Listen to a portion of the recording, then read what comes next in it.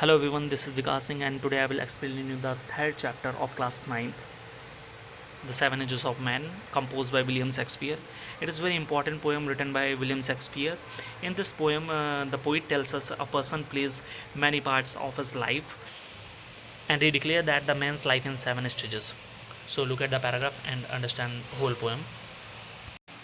All the world's a stage and all the man's and women's merely players.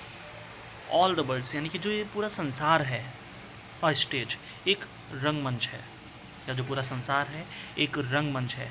And all the man और जितने भी पुरुष हैं और महिलाएं हैं मियरली प्लेयर्स, मियरली मतलब एकमात्र, प्लेयर्स मतलब खिलाड़ी हैं। यानी कि संसार में इन सभी रंगमंच के सभी पुरुष और सभी स्त्रियां इस रंगमंच के एकमात्र खिलाड़ी हैं। They have their exits and entrances, यानी कि उनके अपने, एग्जिस्ट मतलब निकास यानी कि बाहर जाने के रास्ते, एंड इंटरेस्ट मतलब अंदर आने के रास्ते, यानी कि उन सभी लोगों के इस रंगमंच में अंदर आने के और बाहर जाने के अपने अपने रास्ते हैं। And one man in his time plays many parts, और जो व्यक्ति होता है एक जो व्यक्ति होता है वो अपने इस पूरे जीवन काल में, अपने पूरे लाइफ में कई सारे पार्ट्स निभाता है। तो देखते हैं नेक्स्ट पैराग्राफ। जो व्यक्ति होता है वो अपने जीवन काल में कई तरीके के पार्ट्स निभाता है, तो उसके इन कामों को 7 अवस्थाओं में बांटा गया है। हिज एक्ट्स बीइंग 7 एजेस, उनके इन अवस्थाओं को 7 रूपों में बांटा गया है। The first one is at first the infant, जो पहली अवस्था है वह एक नवजात शिशु की है। Mewling and packing in the nurse arm, यानी कि म्यूलिंग मतलब वह रोता चिल्लाता है, जब एक नवजात शिशु होता है तो वह रोता है, और पकिंग मतलब होता है उल्टी करना, नर्स आर्म यानी कि नर्स के हाथों पे वह उल्टी करता है। Then the whining school boy, यानी कि जो पहली अवस्था है वह शिशु की है, और देन द यानी कि उसके बाद में जो सेकेंड स्टेज है व्यक्ति की वह क्या है, then the whining school boy with his satchel, यानी कि जो दूसरी अवस्था है वह एक स्कूल जाते हुए बच्चे की है, जो विनिंग यानी कि जो अपनी मर्जी से नहीं जाता है, यानी कि जो जिसको हमेशा शिकायत रहती है, विनिंग मतलब शिकायत रहना, ऐसा बच्चा जो हमेशा मतलब स्कूल जाने के लिए शिकायत करता रहता है। विद हिज सैचल, सैचल मतलब होता है अपने बस्ते के साथ में, बैग के साथ में। And shining morning face, and shining morning face means उसका जो सुबह का जो उसका चमकदार, उसके चेहरे पर एक रौनक होती है, एक चमकदार चेहरा उसका होता है। क्रीपिंग लाइक स्नेल, यानी कि क्रीपिंग वह रेंगता हुआ होता है, क्रीपिंग मतलब रेंगना, लाइक स्नेल एक जो घोंगा होता है आलसी प्राणी, तो उसकी भांति ही वह रेंगते हुए काम करता है। अनविलिंगली टू स्कूल, और अनविलिंगली मतलब बिना इच्छुक, यानी कि बिना इच्छा के to school, unwillingly to school वह बिना इच्छा के स्कूल की ओर जाता है। The third one is and then the lover, जो तीसरी अवस्था होती है वह एक प्रेमी की अवस्था होती है। साइंग लाइक फर्नेस, साइंग मतलब होता है आहें भरना, लाइक फर्नेस मतलब एक भट्टी की तरह, with a woeful wallet. Saying like furnace यानी कि एक प्रेमी की अवस्था होती है जो आहें भरता है एक भट्टी की भांति, जो गर्म गर्म आहें भरता है एक भट्टी की भांति, with a woeful wallet. Wallet मतलब ऐसे जो गीत होते हैं, वैलेट मतलब एक ऐसे गीत, ऐसी कहानियाँ, ऐसी कविताएँ। वोफुल यानी कि जो दुखी हूँ, यानी कि ऐसी दुख भरी कविताएँ, ऐसे दुख भरे गीत और ऐसी दुख भरी कहानियाँ। तो देखते हैं इसके आगे का stanza. Made to his mistress eyebrow, यानी कि ऐसे गीत जो वो गीत करता है, ऐसे उसकी दुख भरी जो कहानियाँ होती हैं, और उस प्रेमी की जो इस अवस्था में बताया जा रहा है कि made to his mistress eyebrow, वह ऐसे गीत या फिर ऐसी कविताएं करता है जो उसकी प्रेमिका, मिस्ट्रेस मीन्स प्रेमिका, जो उसकी प्रेमिका की आंखों की प्रशंसा करती हों, वह ऐसे दुख भरे गीत गाता है, ऐसी दुख भरी कहानियाँ कहता है जिससे उसकी प्रेमिका की आंखों की प्रशंसा होती है। उसके बाद में जो 5वीं अवस्था है वह एक देना soldier full of strange oaths, उसके बाद में एक सिपाही की अवस्था बताई गई है जो फुल ऑफ स्ट्रेंज, जो एक मतलब पूरी तरीके से भरा होता है, ओथ्स मतलब होता है कस्मों से, ऐसी अजनबी कस्मों से भरा होता है।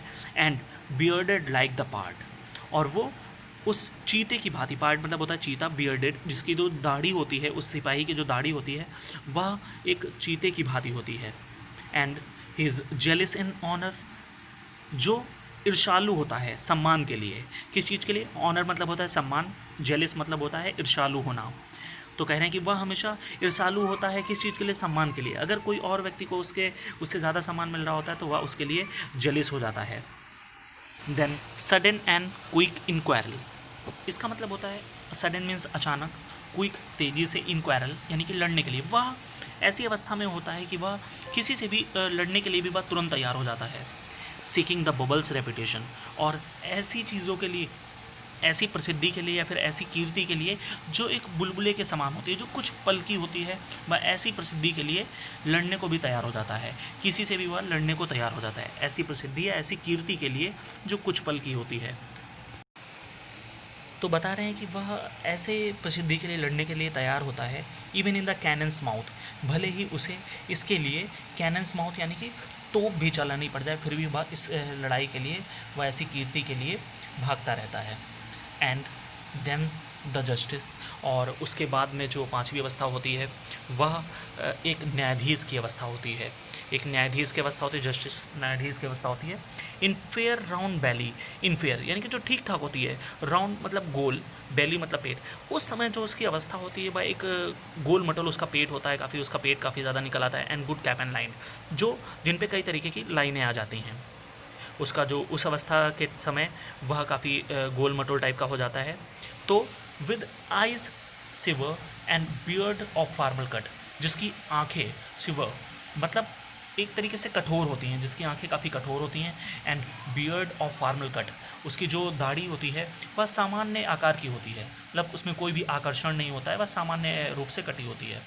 So full of wise sauce and modern instances, वह पूरी तरीके से वाइज यानी कि बात करता है, सॉज उन कहावतों को, यानी कि वह उस समय एडवाइज़र का भी काम करता है, जो लोगों को सुझाव देता है, लोगों को कहावतें बताता है। एंड मॉडर्न इंस्टेंसेस यानी कि जो वर्तमान समय में जो खबरें चल रही होती हैं, जो वर्तमान समय के जो दृष्टांत होते हैं, उन पर वह अपने विचार प्रकट करता है।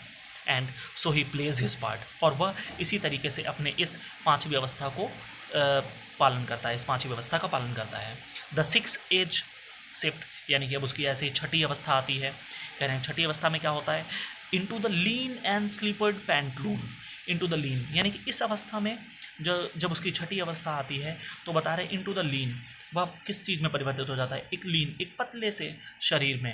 एंड स्लीपर्ड जो चप्पल पहने होता है वह स्लीपर्ड में होता है। एंड पैंटलून एक हल्का फुल्का पैजामा पहना होता है। विद स्पेक्टल्स ऑन नोज, यह अवस्था उसके बुढ़ापे की अवस्था को शो ऑफ कर रहा है। विद स्पेक्टल्स यानी कि उसकी आंखों पे चश्मा लगा होता है जो उसकी नाक पर रखा होता है। एंड पाउच ऑन साइड, और जिसकी जो उसके जो गाल होते हैं वह लटकने लगते हैं, उसकी जो खाल होती है वह लटकने लगती है। एक बूढ़ी अवस्था को ये 6 स्टेज से बताया जा रहा है। देन हिज यूथफुल होज वेल सेम्ड, कह रहे हैं कि जब वह युवावस्था में होता है तो होज मतलब होता है उसके जो कपड़े होते हैं वह एकदम फिट होते हैं, वेल सेम्ड यानी कि कह रहे हैं कि उस समय वह पूरी तरीके से वेल सेम्ड, उसका जो शरीर होता है अच्छे आकार में होता है। And a wide too wide, और उसका सीना काफ़ी चौड़ा होता है। कह रहे हैं कि जब वह युवावस्था में होता है तो जो होज मतलब होता है जो उसके कपड़े होते हैं वह उसके शरीर पे एकदम फिट आते हैं। एंड वेल शेप्ड, वह एकदम बहुत ही सुंदर दिखता है। अब वर्ल्ड टू वाइड, और जो उसका सीना होता है वह बहुत ही चौड़ा होता है। फॉर हिज श्रंक सैंक, अब कह रहे हैं कि लेकिन जो अब वो छठी अवस्था में जब आता है तो कह रहे हैं फॉर हिज श्रंक सैंक, जो उसके जो श्रंक मतलब सूखे सुकड़े मुकड़े, एंड शैंक मतलब उसकी जो टांगे होती हैं। कह रहे हैं कि अब उसकी जो इस अवस्था में उसके जो टांगे होती हैं वह एकदम सिकुड़ जाती हैं। And is big manly voice, और जो उसकी आवाज़ होती है बिग मैनली, और जो पहले यानी कि जो युवा अवस्था की जो आवाज़ होती है मैनली, जो काफ़ी तेज़ पुरुषों की भांति होती है, उसकी आवाज़ में एक काफ़ी भारीपन होता है, एक वीरों की तरह उसकी आवाज़ होती है। लेकिन turning again to ward childish treble, यानी कि कह रहे हैं जो अब छठी अवस्था में आते आते बदल जाती है, टर्निंग अगेन बदल जाती है किस अवस्था में, टू वर्ड चिल्ड्रंस ट्रेबल, यानी कि उस बच्चे की भांति, उस बच्चे की आवाज़ की भांति बदल जाती है जो ट्रेबल यानी कि जो लड़खड़ाती है। एंड पाइप्स, जो बच्चा जिस तरीके से पाइप से जो सीटी बजाता है, और जो ट्रेबल यानी कि जिस बच्चे की एक लड़खड़ाती आवाज़ होती है, उस भांति की तरह उसकी इस छठी अवस्था में उसकी आवाज़ लड़खड़ाने लगती है, और उसकी आवाज़ में विजल इन ए साउंड, सीटी की आवाज़ आती है। तो एक तरीके से कहने का मतलब है जिस तरीके से एक बच्चा जब बचपन में लड़खड़ाता है तो इस छठी अवस्था में उस व्यक्ति की आवाज़ भी एक बच्चे के समान हो जाती है। जिस समय उसकी आवाज़ जिस तरीके से एक बच्चा सीटी बजाता है, पाइप बजाता है, वैसे ही उसकी भी आवाज़ लड़खड़ाने लगती है। और उसकी आवाज़ से इससे ऐसा लगता है जैसे एक सीटी बज रही हो। लास्ट सीन ऑफ ऑल, कह रहे हैं कि अब उसकी जो अंतिम अवस्था होती है इस समय, यानी कि लास्ट सीन, जब एक व्यक्ति मृत्यु की ओर आगे बढ़ जाता है, यानी कि वो मृत्यु के समान हो जाता है, that in this strange eventful history, जो उसके इस पूरे इस जो ये इस सभी अवस्थाएं थी इनका इतिहास हो जाता है, यानी कि ख़त्म हो जाती हैं इसकी सभी अवस्थाएं। इस सेकेंड चाइल्डिशनेस एंड मियर ओबिलियन, इस अवस्था को उसकी दूसरा बचपना कहा गया है। चाइल्डिशनेस मतलब होता है बचपना, एंड मियर मतलब केवल, ओविलियन, ओविलियन मतलब होता है भुलक्कड़। एक तरीके से वो इस अवस्था में सब कुछ भूलने वाला रहता है, यानी कि उसे कुछ भी याद नहीं रहता है। सेंस टीथ यानी कि बिना दांतों के, सेंस आइज बिना आँखों के, सेंस टेस्ट और बिना किसी स्वाद के, एंड सेंस एवरीथिंग, इस अवस्था में उसके पास में कुछ भी नहीं रहता है। एक तरीके से उसका अंतिम समय होता है और इस समय वो सब कुछ भूल जाता है। So I hope you understand this paragraph and this poem. If you have any doubt in this poem, you can ask in comment section. All the best, all students.